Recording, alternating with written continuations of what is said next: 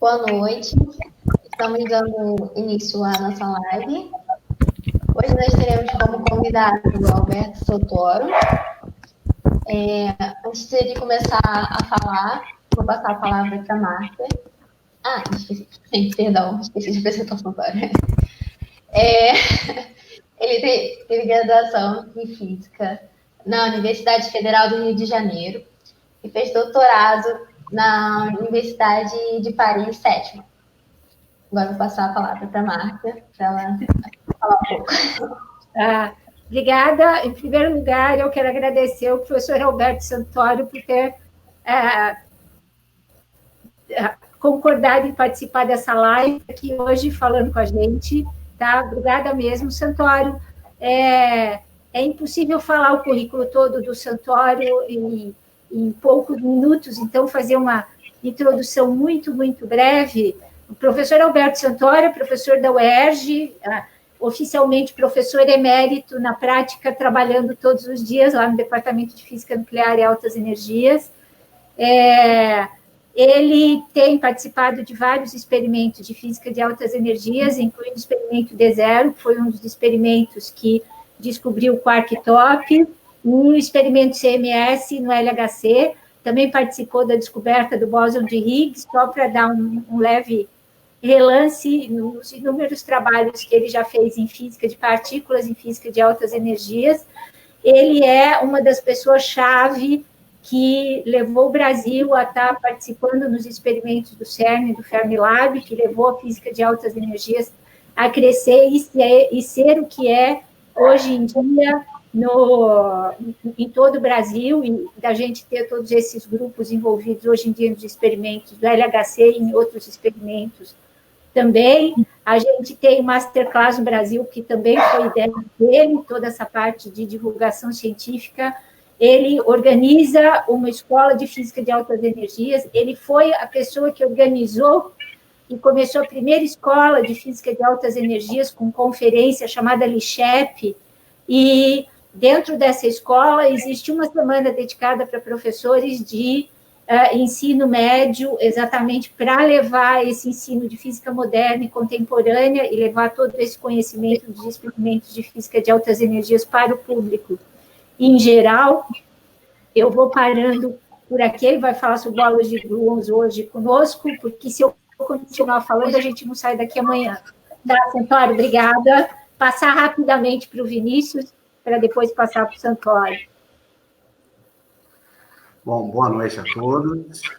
Muito obrigado, professor Santoro, pela presença, para falar sobre um tema tão instigante para todos nós hoje. Boa noite, Márcia. Boa noite, Júlia. Bom, para quem está acompanhando a live pela primeira vez, essa é uma série de lives promovida pelo Masterclass Internacional de Física de Partículas, do Instituto de Física da UERJ, em parceria com o Centro Acadêmico de Física da UERJ. Quem não está assistindo agora, depois pode assistir pelo canal Dois Prótons e um Café no YouTube, que é o canal do Masterclass. Como a professora Márcia já adiantou, o professor Alberto Santoro é um dos grandes nomes da física de altas energias, não só no Brasil, mas com um trabalho de extrema relevância internacionalmente, pesquisador do Centro Europeu de Pesquisas Nucleares. E a Márcia comentou aqui da LICHEP, foi em uma LICHEP, se eu não me engano, em 2009, organizada na própria UERJ, 2009 ou 2010, agora não me lembro certo, que eu conheci a professora Márcia, conheci o Masterclass Internacional de Física de Partículas e entrei no projeto e nunca mais saí. Então, olha só, tenho que agradecer ao professor Alberto Santoro por ter propiciado isso indiretamente. Então, eu passo a palavra para o professor Alberto. Eu não sei se a Márcia já comentou, eu me distraí agora, mas Hoje é um dia de tristeza e consternação na física brasileira também, né? Então, acredito que o professor Santoro falará sobre isso também em sua apresentação. Então, professor Santoro, mais uma vez, muito obrigado e passo a palavra. Muito obrigado pelo convite e obrigado a todos que estão assistindo. Infelizmente ou felizmente, não sei, aconteceu hoje um fato bastante relevante e que me toca pessoalmente, porque eu comecei a fazer física com Roberto Salmeron. Então, eu vou falar um pouco sobre o Roberto Salmeron, porque eu acho que a gente não pode perder essa oportunidade, que coincide ontem com o aniversário dele e hoje com o falecimento dele. E tendo sido eu a pessoa que fez doutorado e estudou com ele e começou a fazer física por influência do Salmeron, não poderia deixar hoje de falar sobre isso. Mas, antes de falar sobre isso, eu vou, portanto, resumir mais ainda o que eu havia pensado de falar sobre o glue ball. Glue ball ou bolas de grude, né? Esse assunto é um assunto que me interessa ainda hoje, embora eu não tenha nenhum estudante atualmente dedicando seu tempo integral a esse estudo de glue balls, e ainda esta semana, durante a CMS Week, que está sendo realizada neste momento, o Mangano, que é um físico italiano muito importante, falou numa determinada frase na plenária, ele disse o seguinte: mas e o glue ball? Como é? Quando é que a gente tem notícias sobre isso? Ou seja, do meu ponto de vista, os físicos são extremamente conservadores. Conservadores nesse sentido de que não gostam muito de se arriscar. Eu acho que sem se arriscar, não se faz lá grandes coisas e coisas novas. Eu me lembro ainda, quando comecei a fazer dissociação difrativa, era uma novidade tão grande, tinha uma oposição, inclusive, dos físicos. Uma ocasião, na minha experiência lá no D0, quando propusemos a construção dos potes romanos, Roman pots, para colocar no Tevatron e fazer experiências nessa região física, um físico virou-se lá na reunião do comitê central da experiência, disse: mas finalmente a gente aqui está com um experimento de alto PT e você vem com ideia de baixo PT. Aí eu me lembro que eu virei para ele e disse assim: olha, aqui para nós você precisa fazer de novo o teu doutorado, porque está um pouco velha essas ideias. Bom, e passou e conseguimos o projeto, foi aprovado no Comitê Internacional dentro do Fermilab, fizemos esses detetores aqui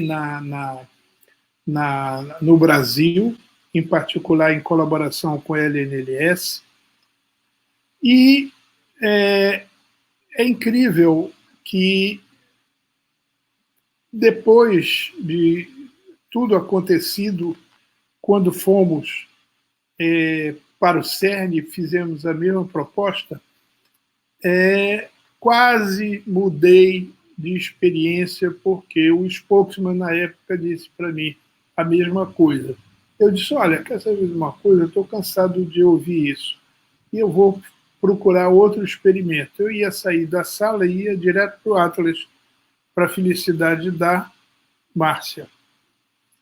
Mas aí eu fui E aí o outro, aos poucos, me disse, não, senta, por favor, pelo amor de Deus, ele está um pouco cansado, ele vai sair agora desse nosso meeting, e ficamos conversando, nós, que é o Jim, que é um gentleman inglês, e um cara muito bom.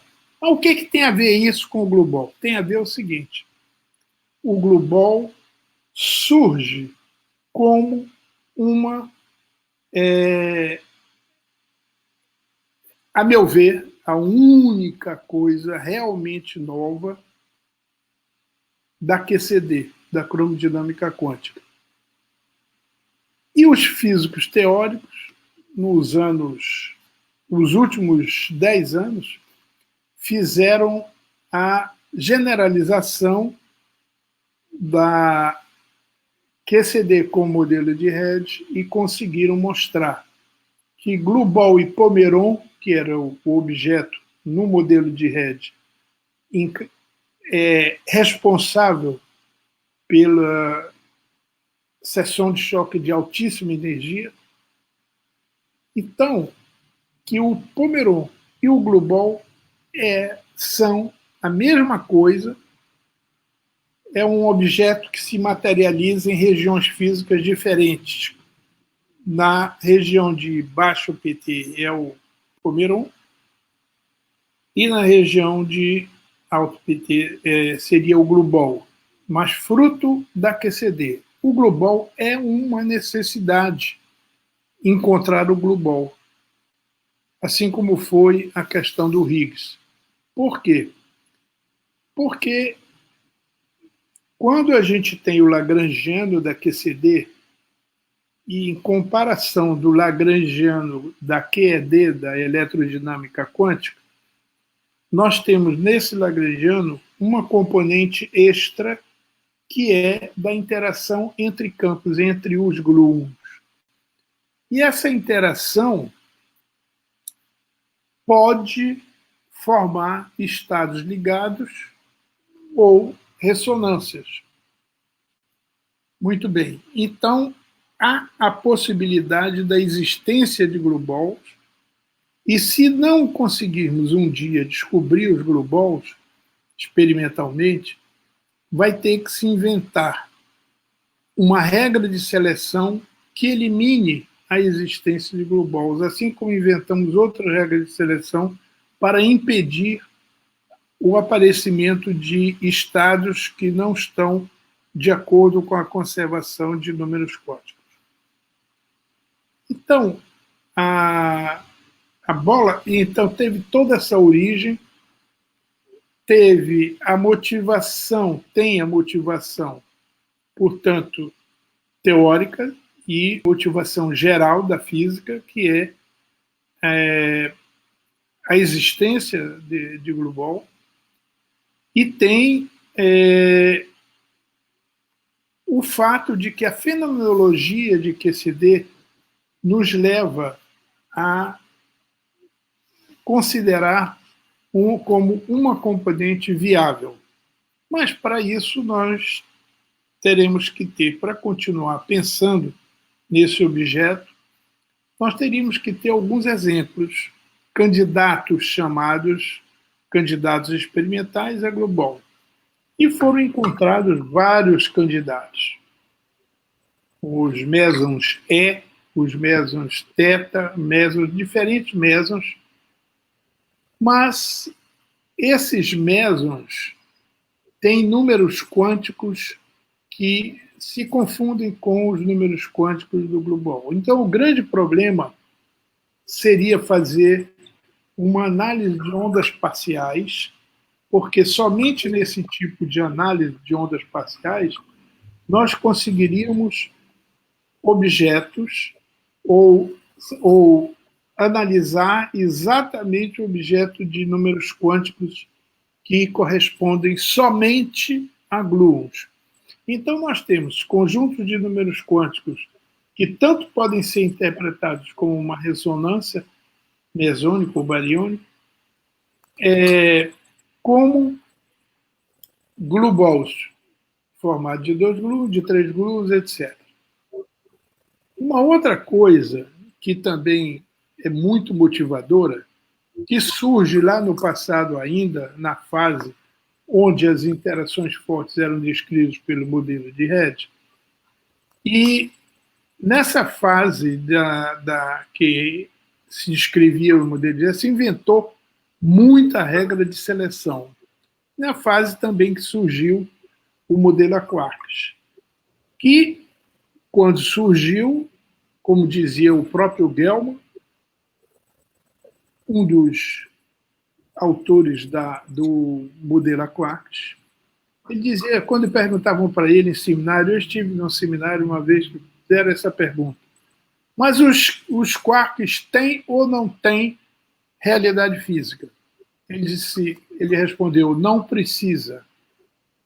Não precisa porque os quarks nos servem para construir e predizer a existência de outros estados. E é um conjunto de propriedades que me dão margem a criar outras simetrias. Muito bem, mas nada disso foi, na verdade, que aconteceu. O que aconteceu foi que se descobriu, finalmente, os quarks via estados que só poderiam ser explicados como o JPC. O JPC é um marco na física de partículas, porque quando se descobriu o JPC, que é um CC barra, um charmônio, então, aí não tem jeito. Os quarks existem e eles são capazes de formar estados como esse, o JPC, etc, etc. Acontece que também nessa descoberta se notou que já nessa época quando a teoria de Red era a única esperança de fitar os seus experimentos, era o único instrumento para os experimentais olharem os seus resultados, se inventou, então, 3 autores, o Zweig, Izuka e estou esquecendo o terceiro, inventaram uma regra chamada regra de Zweig. Essa regra de Zweig começa que você não pode ligar, assim como na eletrodinâmica o Feynman inventou os gráficos que nos auxiliam para cálculos, né, e para regras de simetria, nessa época se inventou também os gráficos de quarks, onde só se pode ligar linhas de quarks de mesmo sabor. Sabor quer dizer quark U com quark U, quark D com quark D e assim por diante. E não se pode ligar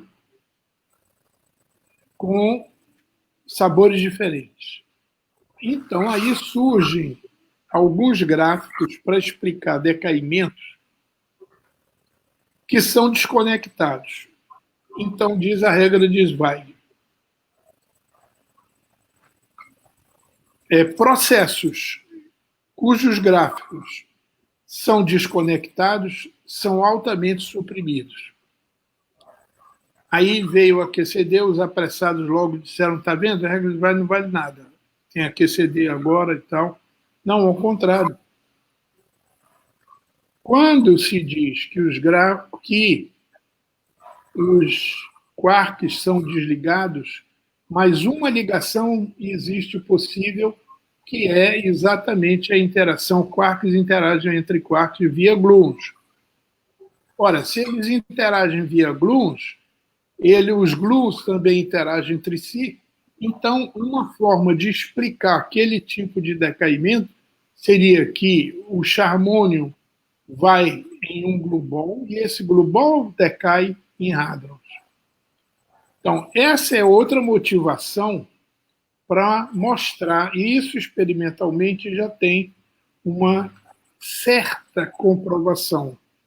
Como, por exemplo, se você pega o JPC decaindo em Rho e Pi, no meson Rho e no meson Pi, ele vai em 15% somente, é altamente suprimido.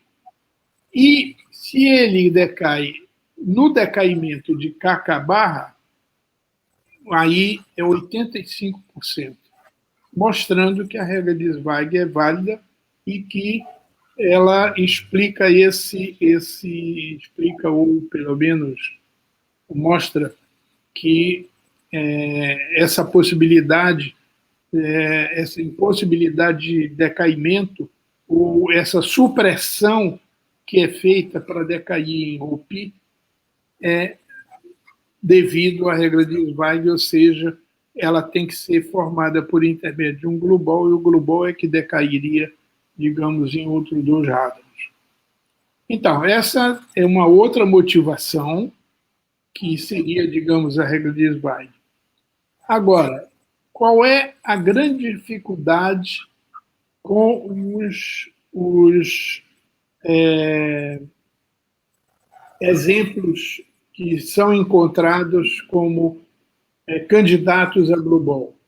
A grande dificuldade é a ambiguidade deles terem a possibilidade de ter números quânticos de um QQ barra, por exemplo, e que é um charme, anti-charme, ou de U barra, seja lá o que for, de um charmônio ou de um quarcônio qualquer, né? Tem a probabilidade de decair em outros. Desculpe. Eles têm o mesmo do conjunto de número quântico que tem, digamos, os números quânticos de globals. Então, fica essa dúvida, são os casos ambíguos. Esses casos ambíguos só podem ser resolvidos, e aí vem uma dificuldade técnica. Eu fiz isso no passado, mas é muito duro de fazer agora no presente. Era preciso ter um bom aluno para poder levar em frente isso, fazer análise de onda parcial, porque aí não tem como enganar. Na análise de onda parcial, ele vai fazer o espectro passar pela onda parcial com aqueles números quânticos e vai verificar se com aqueles números quânticos, ao passar pela massa da ressonância, a defasagem, né, há uma defasagem de π quando passa pela massa. Ou seja, aí naquele momento você diz, não, é uma ressonância. Ou então, se não há isso, então não é uma ressonância. Por que isso? Porque você está fazendo com uma Bright-Wigner. E a Bright-Wigner supõe exatamente esse tipo de comportamento. Você pega uma Bright-Wigner, tem esse tipo de comportamento. E aí, então, a Bright-Wigner é a fórmula adaptável, ou melhor, que faz com que fita uma ressonância. Bom, então, todas essas coisas que eu falei tem que fazer um detalhamento para poder explicar melhor, para poder não só explicar melhor, como também poder compreender melhor, né, o assunto que é o global e poder até se entusiasmar para poder vir a trabalhar num assunto como esse. Mas, como eu disse, é muito difícil. Quando você fala isso com alguns colegas e algumas pessoas, dizem, mas isso aí não tem nada a ver. É como, por exemplo, na época, certos colegas nossos, até mesmo lá dentro do nosso grupo, a Márcia sabe disso, quando a gente falava em sucessão infrativa, alguns diziam assim, mas aí o PyLab não vai deixar ninguém trabalhar com essa região física e tal. O que não é verdade, porque, na verdade, o PyLab é uma atrapalhação para todo mundo, para qualquer que seja a situação. Tanto é que se trabalhou nos últimos anos muito no assunto, e eu me lembro que, antevendo todas essas complicações, eu dei como assunto para uma aluna minha, que era Elisa Mello, ela fez mestrado com esse assunto, PILAP, quer dizer, esse embrulhamento entre no choque entre as partículas, que produz um número de eventos enorme e atrapalha, digamos, aquele evento que você quer, na verdade, ver. Bom, eu acho que, por enquanto, a menos que surjam perguntas, a gente continua. Eu gostaria de falar um pouco agora sobre o Salmeron. Concordam? Claro. Bom, vocês estão vendo esse livro daqui? Esse livro daqui é o livro que nós fizemos numa Lichep em 2003, em homenagem ao Salmeron, e ele foi editado por 3 pessoas que eram muito ligadas ao Salmeron. É o Rubem Aldrovandi, de São Paulo, José Mariano Gago, que já faleceu. O Mariano Gago foi praticamente o responsável pelo desenvolvimento da física de alta energia em Portugal. E eu me lembro que no início ele tinha muitas dificuldades e ele dizia para mim assim: mas Alberto, o que é que eu faço? Nós fomos colegas, eu e o Mariano fomos colegas contemporâneos de doutoramento e tínhamos o mesmo orientador, que era o Salmeron. E aí eu disse para ele: ô Mariano, você diz para os portugueses o seguinte: ora, vocês imaginem, até os brasileiros já começam a se meter em altas energias. E aí você cria um certo clima de ciúme para poder... O Gago riu muito e tocou para frente e me disse que ia dizer exatamente isso. Bom, e o terceiro autor sou eu. Nós fizemos esse livro e tem um número de autores que nós convidamos para escrever em homenagem ao Salmeron. Isso é o festschrift dele, quando ele fez, foi em 2003, portanto ele tinha o quê, 70 anos? Tinha 98 hoje, quando morreu, quando faleceu. Mas tem aqui artigos de pessoas muito importantes, como Guido Altarelli, que infelizmente também já faleceu, mas é um grande físico, né?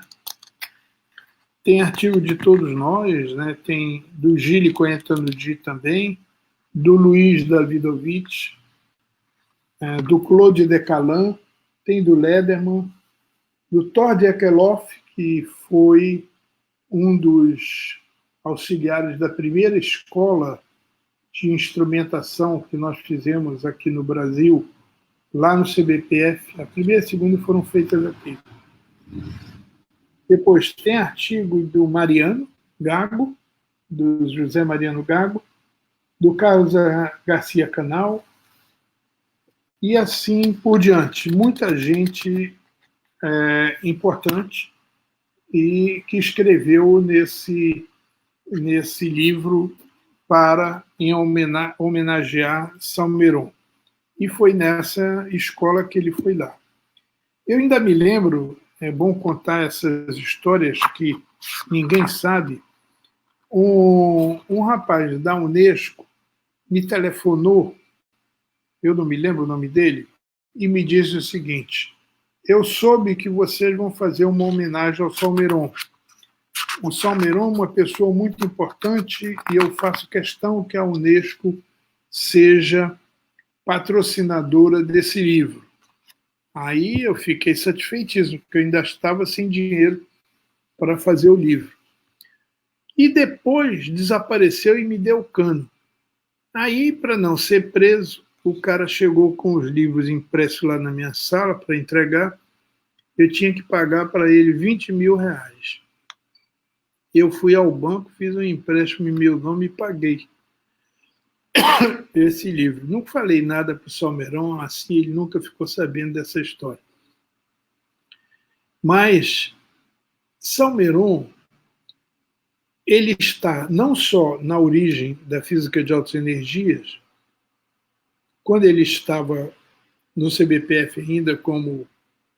Ele já era professor, porque ele foi um físico que se interessou tanto por ensino quanto por pesquisa. Salmeron já tinha escrito vários livros de ensino de física, em eletricidade, em mecânica, vários, para cursinhos, inclusive, que ele foi professor e que pôde ajudá-lo depois como estudante que ele se tornou depois ao ir fazer o doutoramento, saiu do CBPF e foi fazer o doutoramento na Inglaterra. E aí ele recebeu o convite para ir para o CERN como físico, né? E lá no CERN ele foi o 8º contrato do CERN. Muito bem, passaram-se os anos e o Salmeron foi convidado para fazer a Universidade de Brasília. Ele participou da ideia, da execução, e veio para Brasília, deixou o lugar dele lá no CERN, que a gente pode dizer um lugar de ouro, de grande prestígio, né? Vocês sabem que o CERN é o laboratório do mundo, o maior laboratório de pesquisa do mundo, e reúne físicos do mundo inteiro, né? Nos nossos experimentos, é da ordem de 7.000 físicos, são mais de 150 instituições, são mais de 50 países que fazem parte de um experimento, a mesma coisa com outros experimentos. Esses experimentos todos, essa riqueza toda de possibilidade de fazer física no CERN, Salmeron deixou para vir para Brasília. Ele, em Brasília, trouxe as mesas de análise, os scanners de análise de fotografias de câmara de bolha. Eu era estudante na época de engenharia. E aí, Salmeron, como era muito amigo de meu irmão, que era músico e também estava construindo o Instituto de Música e a orquestra lá em Brasília, no aniversário do meu irmão, ele chegou para mim e disse: bom, você está fazendo engenharia, né, mas não vai continuar fazendo engenharia, não. Eu disse: e aí? Aí você vai ser físico. Aí ele me disse: bom, se você tem dúvida, eu faço um atestado dizendo que você pode ser. Eu disse: tá bom, obrigado. Aí mudei para física. Mas o Salmeron continuou lá, e esse sonho da gente começar o primeiro grupo experimental de física de alta energia lá na Universidade de Brasília não pôde se realizar, porque isso era 1963, 64 teve o golpe, e em 65 foram expulsos todos os professores. E Salmeron volta então para a Europa. Mas mesmo na Europa, ele não deixa de contribuir para o desenvolvimento no país. Uma coisa que pouca gente sabe é a história do LNS tem a ver com a sugestão de Salmeron. Foi Salmeron quem teve essa ideia. Roberto Lobo era o diretor e, na verdade, o Salmeron tinha sido chamado pelo Lederman para, junto com ele, o Chomno e outros, fazerem uma turma para fazer física de alta energia no Fermilab. E aí o Salmeron estava lá no CBPF para conversar com o diretor e conosco. Ele foi chamado pelo Lobo, e o Lobo pediu sugestões sobre o acelerador lá do CBPF, que era um acelerador de elétrons de 2 MeV, e estava sem uso, e ele, né, não servia mais para nada, enfim, servia, mas não tinha nenhum uso, nenhum projeto ali ligado a ele. Pediu a Salmeron uma sugestão. Aí o Salmeron disse, olha, você pode fazer o seguinte, pede do CNPq um dinheiro para fazer um síncroton cujo injetor seria esse acelerador. Aí o Lobo fez isso, mas o CNPq imediatamente negou, e o Thion e o Salmeron disseram, não, faça um pedido de estudo. Aí foi concedido o pedido de estudo. Aí o Lobo convidou como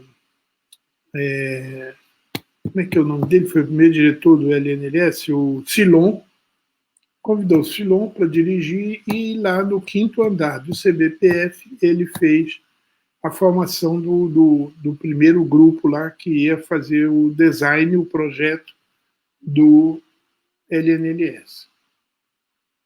Muito bem, mas não para aí, porque quando eu fui para a França, fugindo aqui da ditadura, eu e muitos colegas, quando chegamos lá na França, nós fomos para a École Polytechnique, onde Salmeron tinha um grupo de pesquisa que trabalhava no experimento lá no CERN, em Canucleon.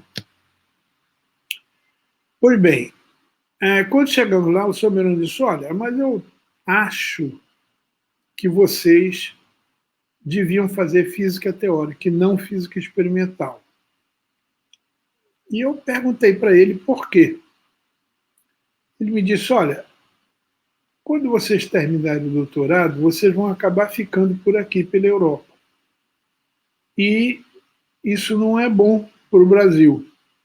Então, por quê? Porque no Brasil não há condições para vocês fazerem física experimental de alta energia. Eu acho que isso é verdade até hoje. Hein? Mas, então, o melhor é vocês fazerem física teórica. Aí nós fomos a Saclay, eu e meus colegas fomos a Saclay, falei com o Gilles Coentanudi e fizemos dele nosso orientador, e o Salmeron ficou como co-orientador durante todo o período lá, portanto ajudando a fazer a física de alta energia.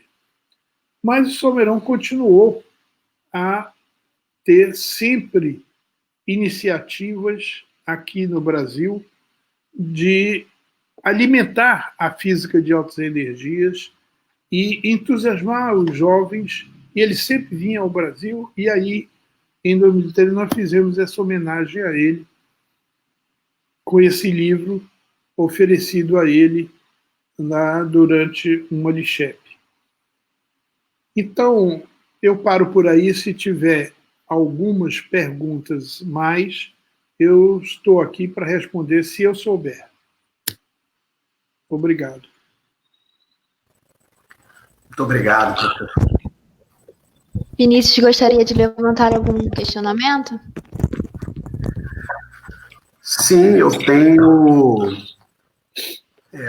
Desculpa eu entrar no meio da fala do Vinícius. Santoro, desculpa, é que me fizeram uma pergunta por aqui, porque o pessoal disse que não tem Facebook, não ia conseguir colocar a pergunta, que era para você falar um pouquinho de quando vocês começaram lá no Fermilab, o envolvimento com os experimentos no Fermilab. E aí falaram, professora, a senhora explica. Eu acho muito melhor você contar do que eu, que você estava lá e você fez toda a tratativa com Lederman, tudo isso. Então, falar um pouquinho, porque chegou a pergunta para mim, a pessoa não tem como colocar aqui, desculpe. Tá bom, posso falar. Quando nós fomos para... Eu estava fazendo fenomenologia e eu me lembro que o Escobar, eu e o Moacir, estávamos trabalhando juntos lá na minha sala, quando nós fomos falar com o Lobo e pedimos algumas garantias. As garantias eram que a gente não ia começar feito estudante novamente, embora era o que ia acontecer. Nós já éramos pesquisadores e estávamos estudando como assunto jatos e como identificação de jatos. E tínhamos chegado à conclusão que era impossível, naquela época, com os detectores existentes, você definir muito bem um jato. Por quê? Porque eles eram pouco segmentados. Os calorímetros tinham uma segmentação muito aberta, não era muito segmentado, as janelas eram muito grandes, não eram muito pequenas para poder se identificar um jato propriamente dito. Aí, quando eu cheguei no Fermilab, o Lederman virou para mim e disse: bom, vamos comigo que eu vou mostrar para vocês o meu experimento. Sou eu e o Charpak. E tinha muito mais gente, é claro.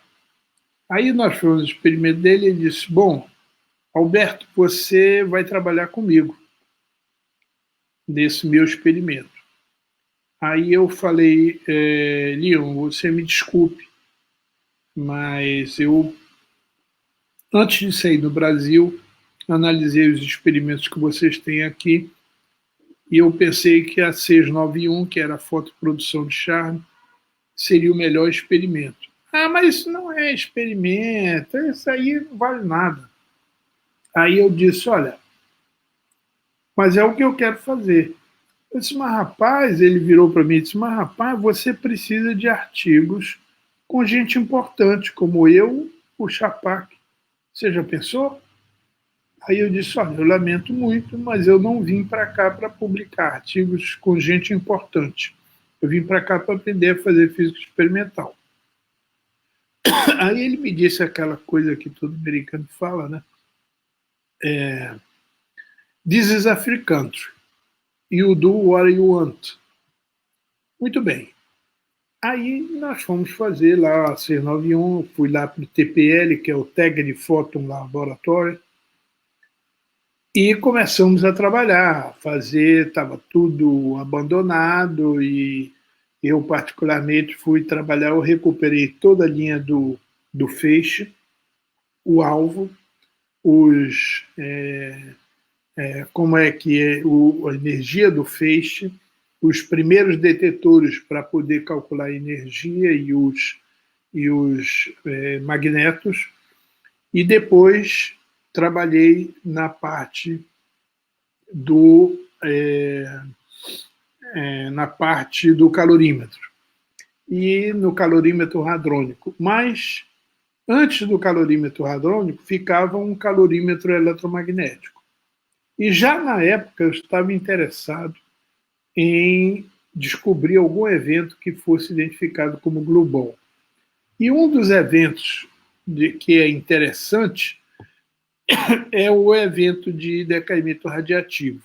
Ou seja, ele emite um fóton e o decaimento com radar. Aí eu perguntei dele: mas só que esses fótons que são emitidos, eles são de muito baixa energia. Aí eu perguntei para um colega meu, que era o dono, entre aspas, do calorímetro eletromagnético, eu disse: vem cá, esse calorímetro ele pode detectar fótons até que energia? Ele disse: que energia você está querendo? Eu disse: são uns poucos MeVs, uns 500 MeV no máximo. Aí ele me disse: não, para você conseguir isso, você tem que fazer algumas melhoras. Eu disse: e quanto custa essas melhoras? Ele me disse: $100 mil. Eu disse: bom, então eu não descobri aquele evento porque eu não tinha $100 mil. Se eu fosse americano ou italiano, italiano eu sou, mas digamos, se eu estivesse na Itália, certamente teria conseguido para poder ver esse tipo de evento que seria muito importante. Bom, muito bem. Então começamos a trabalhar. Para nossa sorte, o experimento que nós trabalhamos, depois na aquisição de dados e depois na análise, esses experimentos nos deram a possibilidade de realizar um experimento que foi o melhor experimento de charme da época. Ou seja, na época haviam muitos modelos fenomenológicos, teóricos, que fitavam tudo quanto é experimento de charme. E as barras de erro eram muito grandes e qualquer coisa que era produzida teoricamente passava pelas barras de erro e os físicos diziam, está vendo? Esse modelo é muito bom, porque descreve todo o experimento. Acontece que com o nosso experimento, com a 691, muito modelo desapareceu porque não fitava, não passava, só passava de longe. As barras de erro dos nossos experimentos eram muito pequenas. Foi um experimento de grande precisão. Bom, depois nós tínhamos que vir, já eram 2 anos, eu tinha que voltar para o Brasil para formar gente, para constituir, porque não adianta nada, não é como física teórica que eu posso me sentar junto com outro colega produzir trabalhos. A física experimental, ela depende da gente, do coletivo, da gente fazer, todo mundo é importante, e se um não faz o seu trabalho, os outros depois são prejudicados, também não conseguem trabalhar. Então, é uma física que eu chamo, entre aspas, industrial. Por quê? Porque tem uma linha toda de produção, onde cada um está trabalhando de uma forma organizada, né, para produzir um determinado resultado. Aí, o que acontece? Eu volto ao Brasil, fizemos o projeto FINEP foi aprovado, mas o que acontece? Plano Funaro cortou todos os financiamentos de todas as coisas, inclusive desse projeto. 2 anos, portanto, sem a mínima possibilidade. E nós tínhamos nos engajado no D0, que estava em construção. Nós íamos construir no Brasil o trigger level 0, nível 0. Esse trigger nível 0 é uma coisa extremamente trivial. São cintiladores, fotomultiplicadores, etc. A gente precisava construir isso. Evidentemente, e depois construir toda a continuidade com o trigger nível 0. Muito bem. Mas aí paramos e eu tive que escrever para eles dizendo, olha, nós vamos ter que parar e não vai dar para a gente contribuir com o que estávamos contribuindo. E fizemos a opção de continuar trabalhando no experimento seguinte, no mesmo laboratório que havíamos feito a 691. Por que razão? A razão era a seguinte, nós tínhamos engajado uma série de alunos que hoje todos são pesquisadores e professores em universidades e institutos de pesquisa. Esses alunos não teriam que parar as suas teses. Então, o que nós inventamos? Nós inventamos o seguinte, nós vamos fazer esse outro experimento em fixed target, algo fixo, né? Para que os nossos alunos façam as suas teses. E fizemos isso. E nessa de espera de 2 anos, e eles fizeram as suas teses, tudo, nós fomos para o D0, e lá no D0 nós começamos a trabalhar em vários projetos internos do D0. Bom, e aí fizemos o experimento com o João Mampotes em difração, junto com o Andrew, que era um pesquisador muito jovem, lá do Fermilab. Muito bem, o que mais querem saber?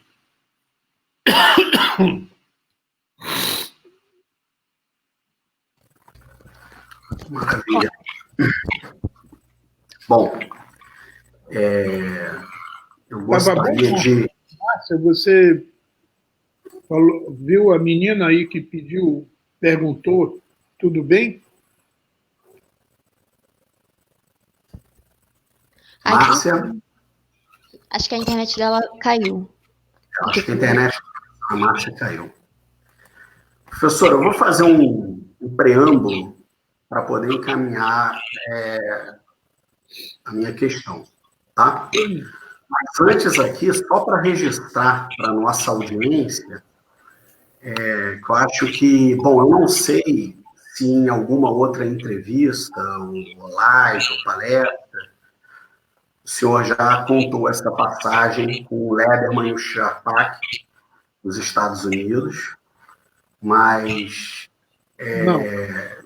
Não? Não. Então, bom, eu não sou jornalista, não sei se isso se aplica, mas eis aqui um baita fundo de reportagem. Fica aí um caos maravilhoso para a história da física brasileira. Fica registrado aqui nessa live. Na hora que o senhor contou, professor, eu me lembrei do Grande Sertão Veredas. Eu ainda não entrei no assunto aqui da minha pergunta, mas eu me lembrei do Grande Sertão Veredas, do João Guimarães Rosa, falando por seus deliciosos personagens, que a vida quer coragem.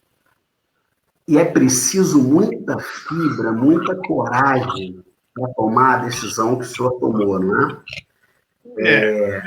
Perseguiu aquilo que ele falava mais alto, né? No primeiro, né? Naquele momento, no diálogo com o Lederman, colocou o que queria fazer, e ainda teve que ouvir, né, do Lederman o que ele disse, mas o senhor estava extremamente ciente do tamanho dele e ainda assim se colocou, né? Só para registrar.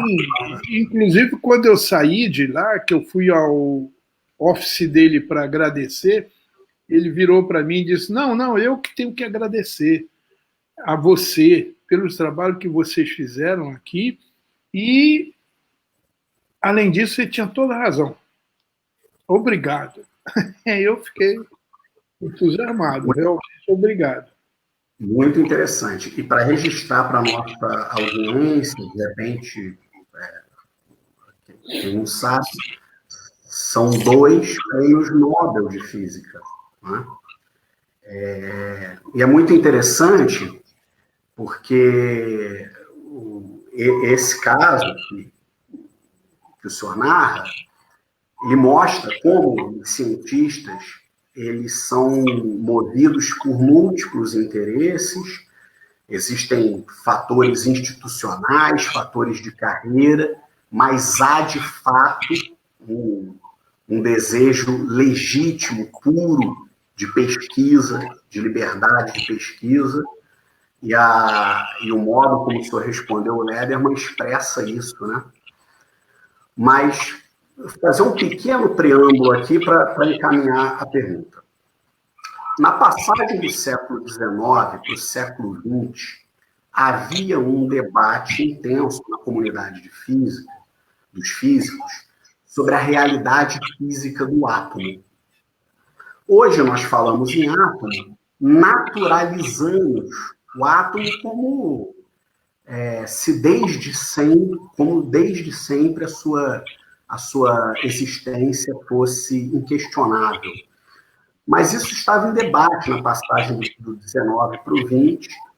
Nós tínhamos físicos matemáticos como Ernest Mach, que consideravam que o átomo era um instrumento de cálculo, quer dizer, era um conceito útil no escopo de uma determinada teoria para fazer previsões, e outros físicos que assumiam uma posição realista em relação à existência objetiva dos átomos. Alguns autores, como Peter Gelston, John Stachel, trabalham isso, como em 1905, os textos do Einstein foram de fundamental importância para reforçar um realismo com relação à existência objetiva do átomo. Primeiro, a tese de doutorado do Einstein, sobre uma nova determinação das dimensões moleculares, e depois, em um dos 5 artigos de 1905, daquele ano milagroso, o artigo sobre o movimento de partículas em suspensão em um líquido em repouso.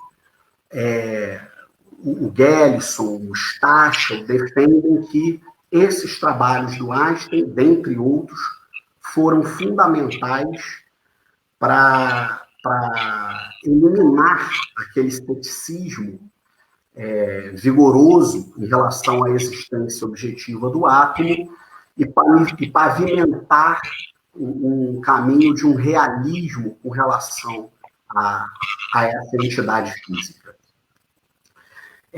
Mas a história da física ela é dinâmica e certos problemas vão ganhando novos corpos.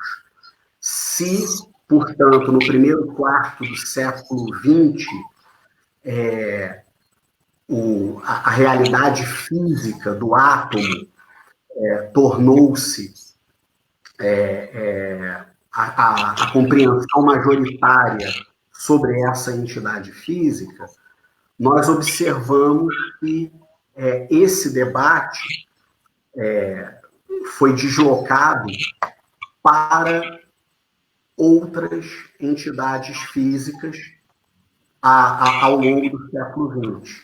Então, por exemplo, o senhor falou que o próprio Gell-Mann, e no seu livro sobre a física moderna, do professor Caruso e do professor Oguri, eles explicam isso muito bem, o senhor falou que o próprio Gell-Mann considerava também o quark como um instrumento de cálculo, né? Então, mais uma vez, essa perspectiva instrumental, que podemos dizer assim, é uma alternativa a uma perspectiva realista, mais uma vez, essa perspectiva instrumental entrou em cena, agora não mais em relação ao átomo, mas em relação aos quarks.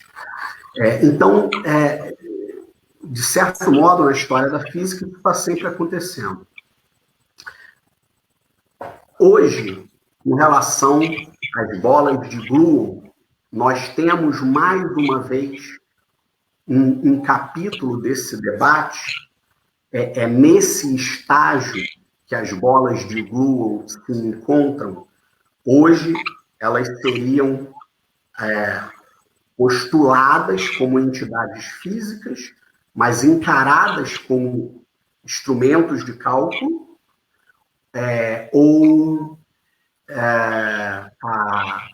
estamos um pouquinho mais próximos de uma perspectiva realista. Qual é o estado, em analogia a esse debate que aconteceu com os átomos, depois com os quarks, qual é o estado que nós podemos atribuir às bolas de gluon hoje?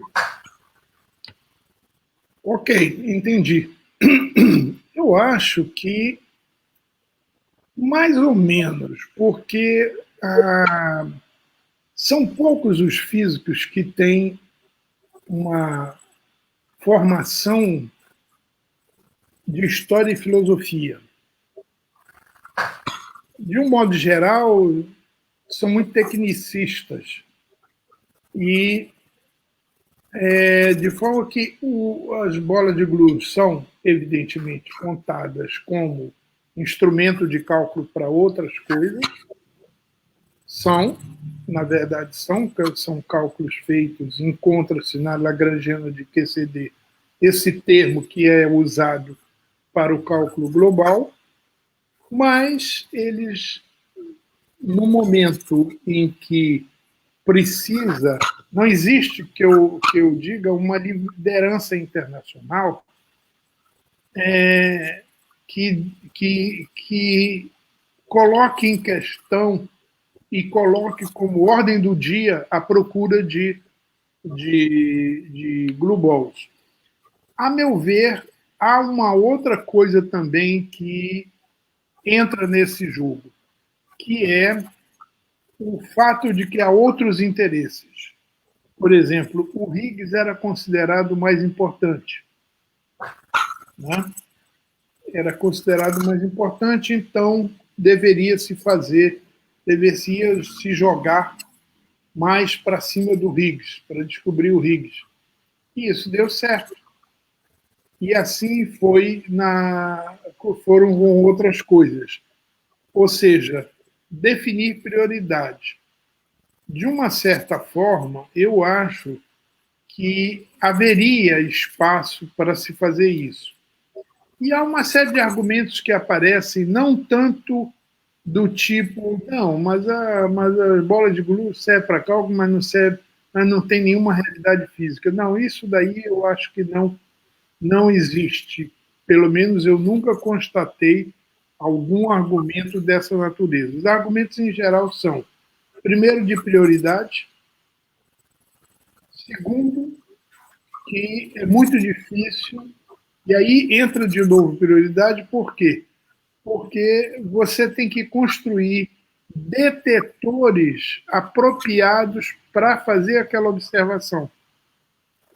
Por exemplo, eu me envolvi durante alguns anos com o Castor. Castor é um detetor lá do CERN, e nosso grupo trabalhou nisso daí durante algum tempo, contribuímos bastante, chegamos a contribuir até com fotomultiplicadoras que nós compramos, e porque valia a pena.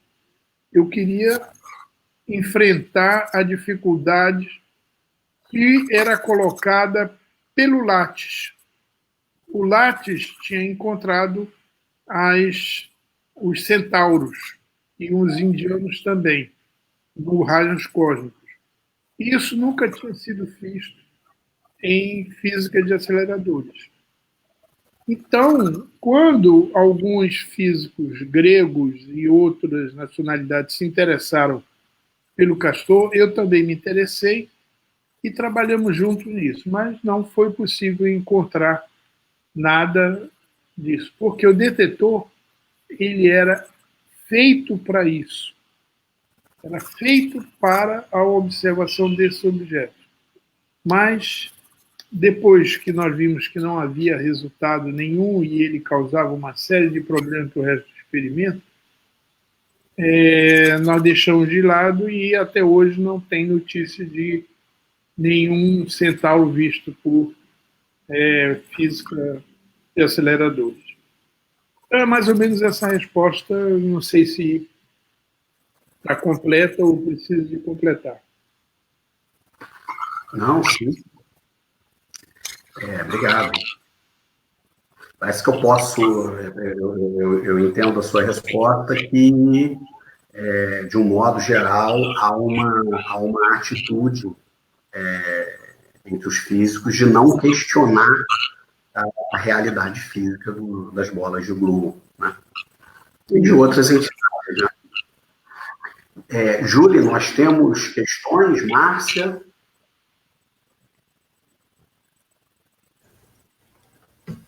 No comentário não temos questões, não. Tá. Márcia, ela está na linha, não? Eu tenho, na verdade, vários elogios que eu recebi via WhatsApp, que as histórias do Santoro estão sensacionais, que já recomendaram que a gente convidasse ele mais vezes para contar mais coisas, porque tem sido muito interessante a fala aí. Eu disse que eu ia repassar os elogios ao Santoro. E agradeceram a resposta da pergunta aí, com as explicações que ele deu. Mas aí não me fizeram mais nenhuma pergunta até agora. Ok. Eu tenho mais uma questão. Na verdade, eu tenho algumas questões, né? Mas eu vou encaminhar duas questões aqui. A primeira me chamou a atenção, agora na sua última resposta, professor, quando o senhor fala que os físicos, de um modo geral, são tecnicistas e não conhecem muito história e filosofia, e história e filosofia da própria física. São uma autocrítica ao campo, né? Não pessoal, mas uma autocrítica muito interessante.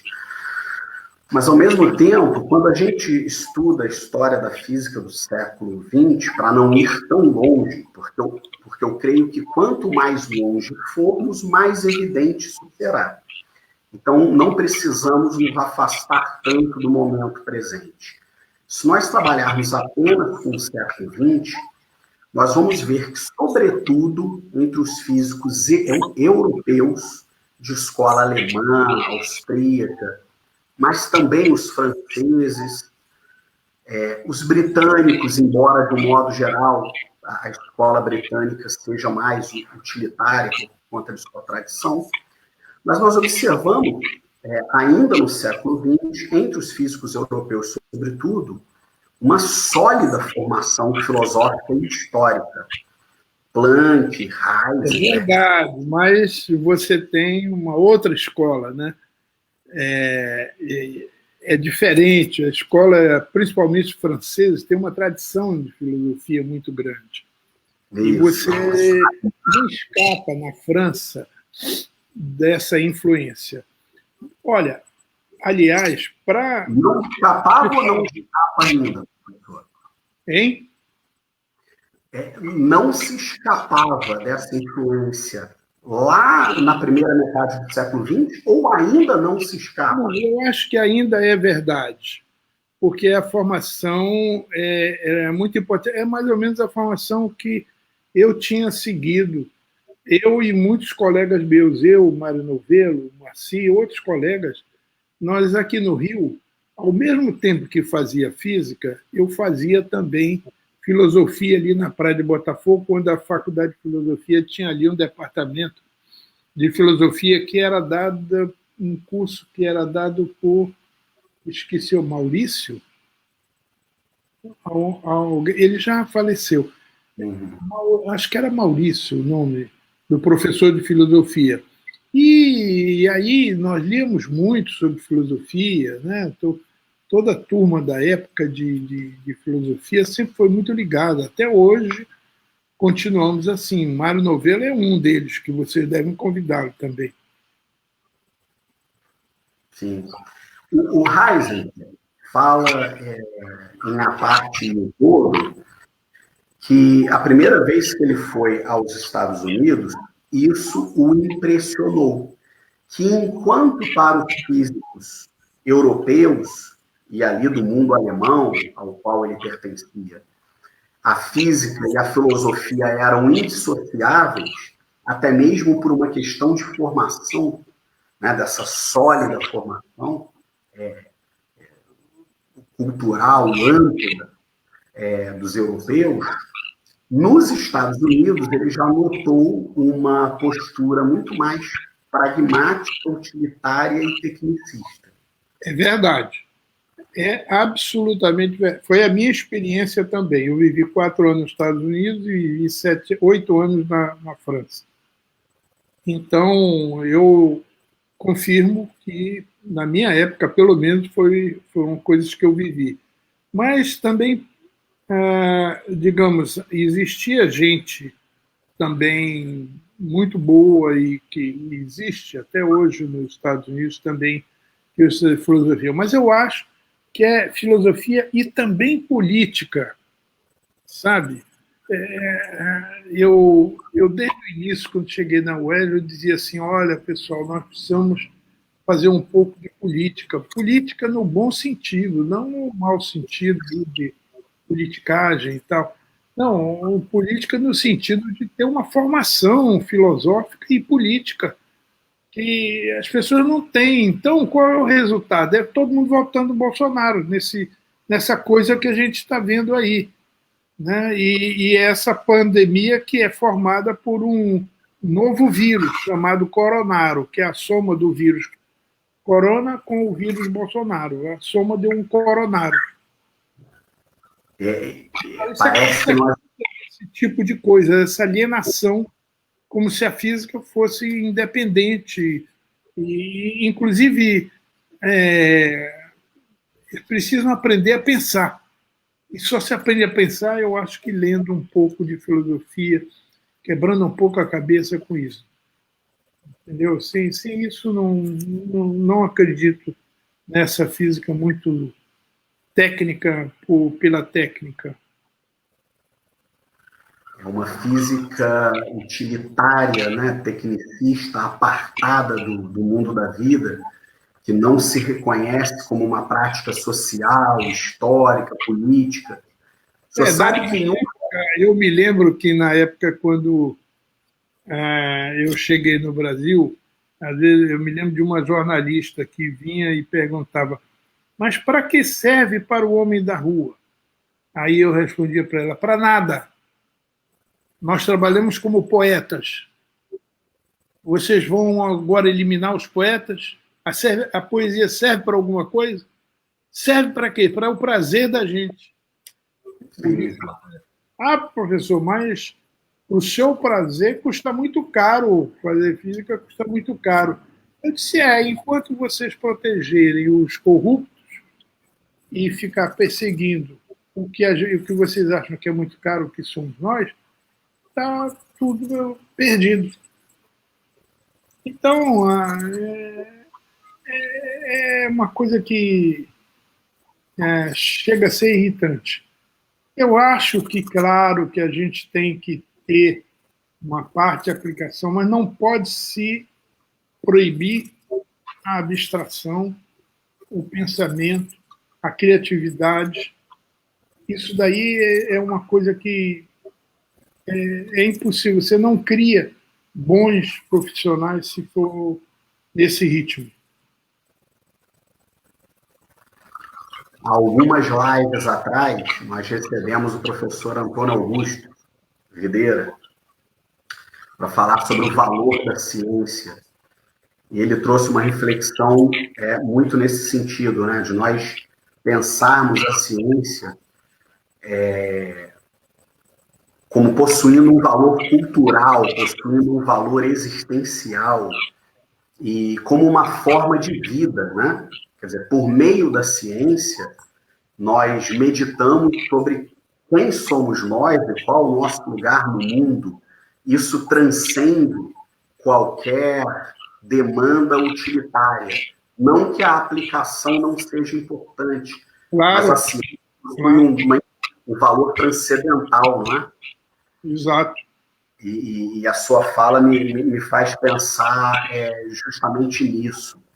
Olha, um grande físico experimental, que foi o Charpak, que inventou a maioria dos detetores de partículas que hoje nós utilizamos, ele também foi o maior inventor de instrumentação médica que hoje existe nos hospitais e laboratórios médicos no mundo inteiro. Ele foi o grande inventor disso aí, aplicava as mesmas coisas. Mas isso é um problema cultural profundo. Eu tentei fazer vários projetos aqui que eram aplicações de coisas que nós fazíamos e não conseguia, porque a ignorância é muito grande. É muito grande. E sempre vem acompanhada daquela pergunta: mas isso dá dinheiro? Uhum. Entendeu? E sempre vem acompanhada dessas coisas. Mas uma outra vez a gente fala sobre projetos não realizados. Sim. Também importante. Márcia, alguma questão? Oi. Não sei, Júlia, tem mais alguma pergunta? Sim, temos uma pergunta aqui nos comentários. Caberia uma mudança no currículo dos cursos de física no Brasil para melhorar a formação dos alunos em filosofia, história e política? O que é a pergunta? Se caberia? Se caberia uma mudança no currículo dos cursos de física no Brasil para melhorar a formação dos alunos em filosofia, história e política? Eu diria uma mudança dos professores, né? Também, principalmente, porque não precisa ter um curso de filosofia. Precisa que os professores aconselhem. Olha, pessoal, lê esse livro. Mas isso assim é sábio comigo. Olha, tem um livro do fulano lá, não, você já leu História da Filosofia? Não, nunca vi. Então, tá bem. Eu, a partir de um determinado momento, só aceitei alunos da seguinte maneira. Eu fazia uma entrevista com o aluno e perguntava para ele, você gosta de ler? Aí ele dizia, gosto. Eu disse, tá bom, então quantos livros você lê por mês e por ano? Tá bom. Ou então, não, não gosto de ler. Eu disse, ih, é analfabeto. Teve um aluno meu, não vou dizer quem foi, que ele, no dia que eu pedi para ele redigir a tese de mestrado, ele redigiu, quando ele trouxe para mim, quase que eu tinha um chilique. Aí eu dei para outro aluno e disse, escreve a tese de mestrado para ele, por favor, porque eu estou nervoso. Não vou nem ler. O que ele me trouxe era uma redação com letra de analfabeto, tudo maiúsculo assim, não tinha um acento, um ponto, um parágrafo, uma coisa qualquer. Não tinha nada. Aí eu fiquei tão chocado que eu disse para ele assim, escuta, mas você... Me diga uma coisa, você já leu o quê? Falei, professor, eu nunca li nada não, porque toda vez que eu tento ler alguma coisa, me dá sono e eu durmo. E eu disse, não, mas eu estou falando ler em geral, não é física só, não, de modo geral. Não, não, nunca li nada não. Então está explicado. É um analfabeto. Realmente é um analfabeto. Então, começa por aí, sabe? Se o estudante lê bastante, se ele não lê filosofia, só você, se ele lê bastante, só você orientar um pouco. Então, veja bem, eu sou mais por sair aconselhando livros para os estudantes, porque tentar fazer uma mudança de... Imediatamente vai haver uma série de discussões horrorosas. Mudar o currículo como? Filosofia como? Para que serve isso? Ixi, Maria, é uma coisa horrorosa. Isso vem da educação, né? Tem que vir desde o primário. Sim. Aqui, vamos entrar com mais uma pergunta do WhatsApp. Me pediram para te perguntar, Santoro, na verdade, para você falar um pouquinho de as ações da física de altas energias em geral e do CERN colaborando aí com a guerra contra a Covid-19. O que foi usado da física de altas energias para ajudar nessa batalha contra a Covid-19?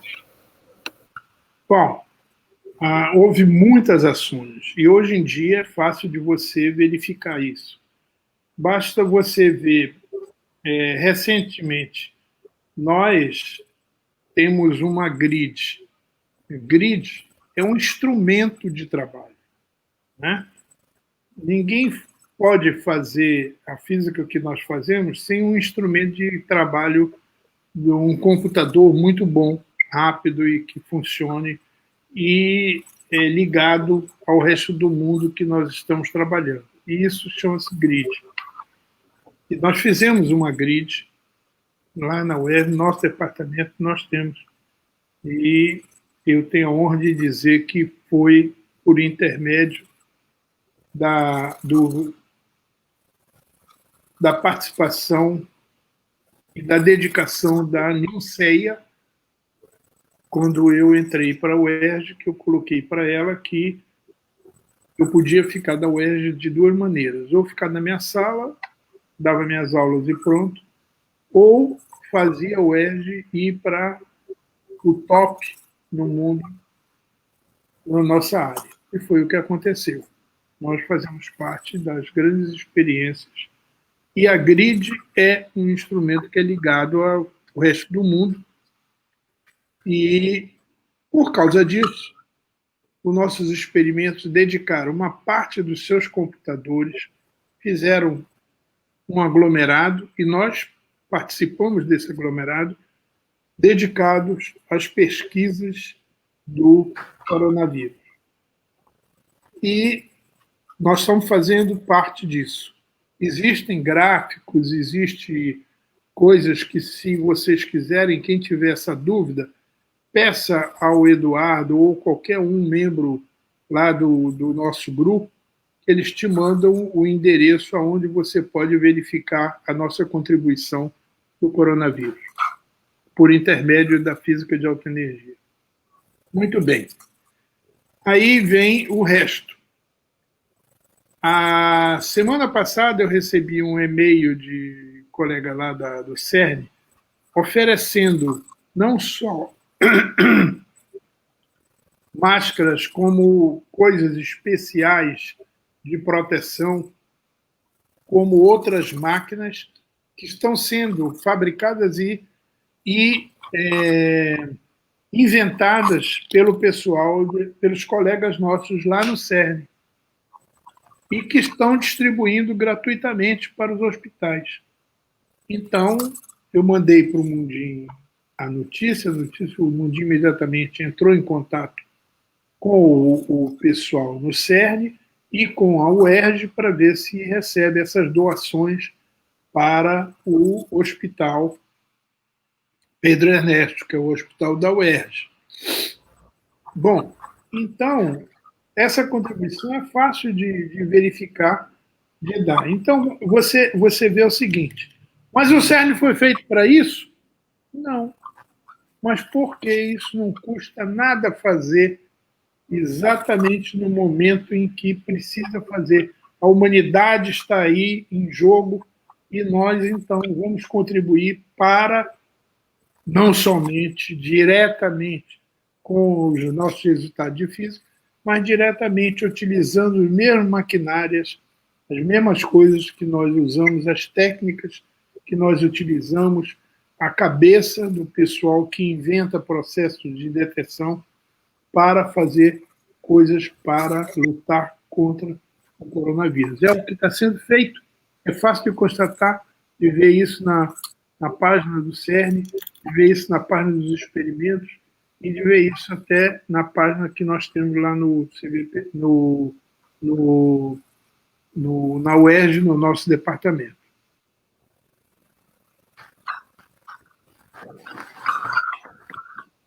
Maravilha. Mais alguma questão, Marcos? Professor, eu tenho... nós já estamos aqui há 1h23, imagino que o senhor deva estar cansado. Então, de minha parte, eu vou fazer uma questão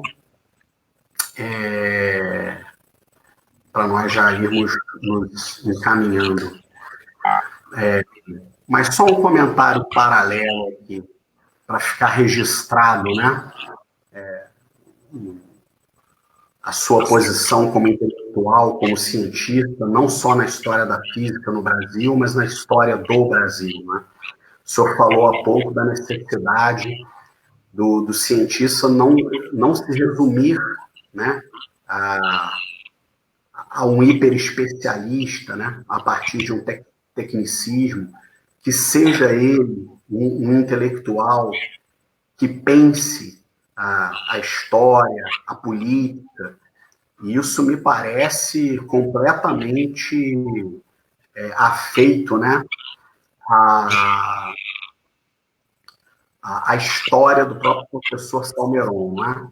Era alguém que valorizava muito que o físico pensasse a política, as relações entre ciência e sociedade. Então, só para fazer esse registro, o professor Salmeron sofreu o exílio por conta de viver em uma época marcada pelo embrutecimento, pelo obscurantismo.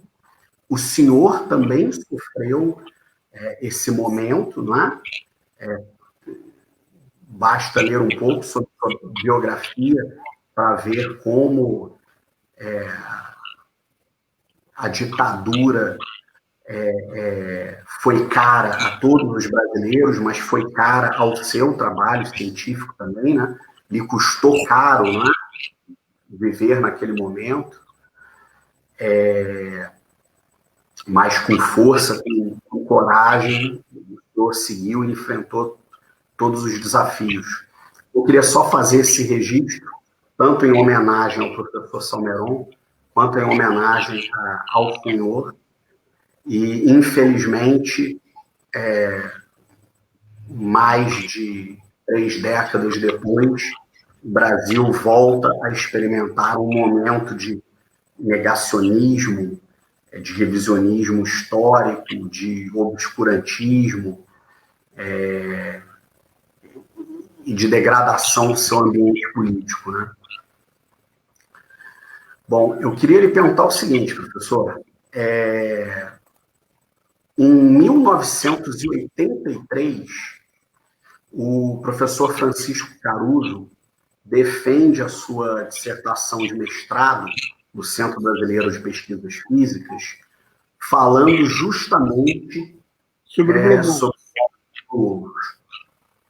E, naquela ocasião, ele, na introdução de sua dissertação, ele explica como a QCD se originou de um modelo de Parkins, que introduziu os globos, mas ele fazia uma observação que até aquele momento, 1983, todas as tentativas feitas no sentido de descrever os átomos e as suas interações eram fenomenológicas.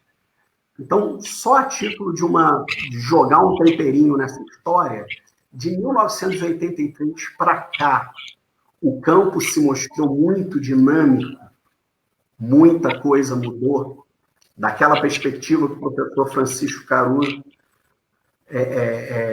trata em sua dissertação de mestrado até os dias atuais. O campo passou por muitas transformações. Eu acho que sim. Você sabe que Caruso foi meu estudante lá na tese de mestrado dele, né? Sim. Fui eu que orientei essa tese de mestrado, esse assunto lá para ele, porque já na época eu estava interessado nesse assunto. E até pouco tempo voltamos a conversar, quem sabe se entusiasmar novamente para dar continuidade a um trabalho na área de global. Mas eu acho que sim, que houve muita coisa mudou, muita coisa nova surgiu, né? Eu vou te dar um exemplo também. Naquela época era impensável, existia até uma regra, impensável, tetaquarks, pentaquarks, etc. No entanto, está sendo observado isso no experimento do LHCb, né? Enfim, não sei se já está definitivamente reconhecido, mas, enfim, um resultado com isso era totalmente improvável. Mas a física é uma ciência experimental. É uma ciência experimental, mas não pode se passar da parte teórica, porque uma coisa alimenta a outra, né? Não só a teoria não pode ser feita assim abstrato, mas também a experiência não pode ser uma coisa empírica pura e simplesmente. Então, essas duas coisas, uma depende da outra. Uma funciona com a outra. E houve, nos dois lados, muita evolução. Muita coisa se descobriu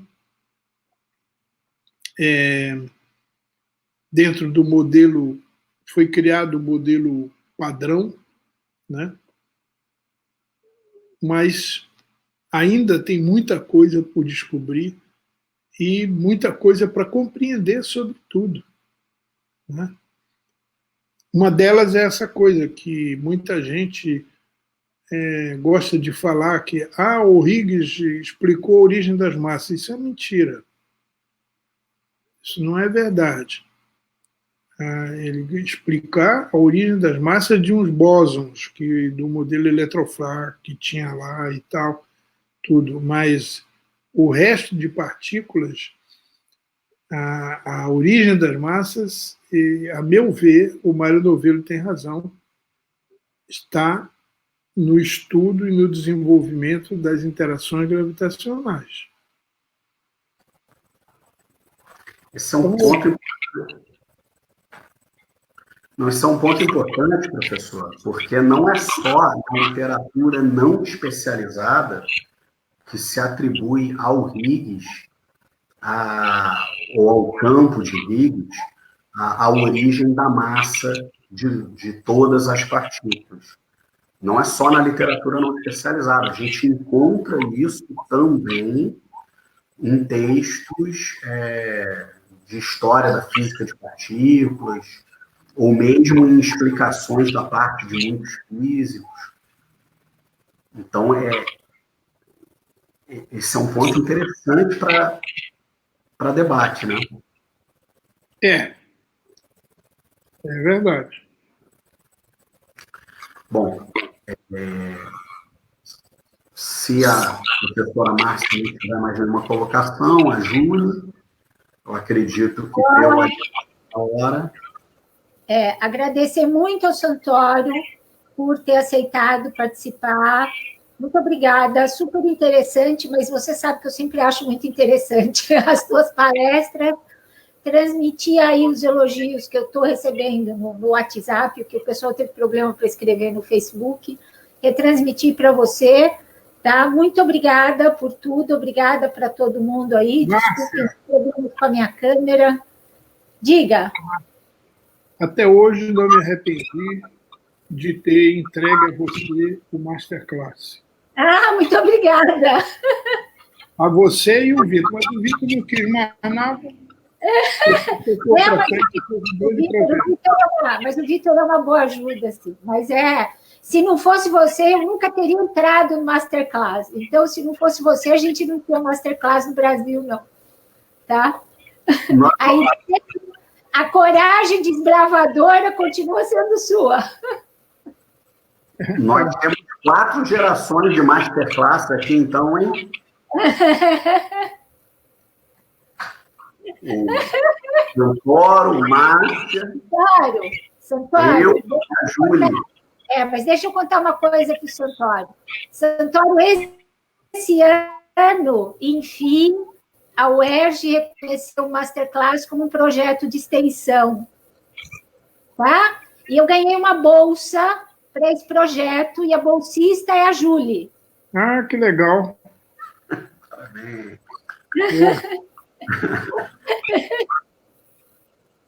Muito bom. Tá. Santoro, muitíssimo obrigada. Tá? Uma ótima noite para você. Obrigada mesmo. Podemos combinar outras. Com certeza, porque eu recebi muitos elogios aqui e muitas lembranças, abraços e tudo mais, principalmente do pessoal do Amazonas. Muito bom. Chegamos lá no Amazonas. Ok. Precisamos repetir, sim, professor. Nós estamos montando aqui na UFMS um grupo de pesquisa em História e Filosofia da Física. E vamos fazer uma série. O jovem está por aí. Como? Eu sei. É que eu ainda não consegui falar com o Jordan para colocar os dois em contato. Mas nós vamos aproximar a Faculdade de Filosofia da Faculdade de Física. Vamos fazer algumas ações, se tudo der certo, trazer o Masterclass para cá também. Então, nessa nova série de lives aí, o senhor já está mais do que convidado para falar um pouquinho sobre sua ciência e sua trajetória. Tá bom. Um abraço, muito obrigado. Um abraço para todos vocês e todos que nos assistiram. Obrigado a todos que nos assistiram. Obrigado, Santoro, por ter aceitado participar dessa live com a gente. A nossa próxima live vai ser no dia 24, na quarta-feira, às 18 horas. E quem vai estar aqui com a gente vai ser a Edcleia Mascarenhas para falar sobre educação inclusiva. Tá bom. Muito bom. Obrigado. Ok. Tchau, tchau. Tchau, gente. Boa noite. Obrigado. Tchau.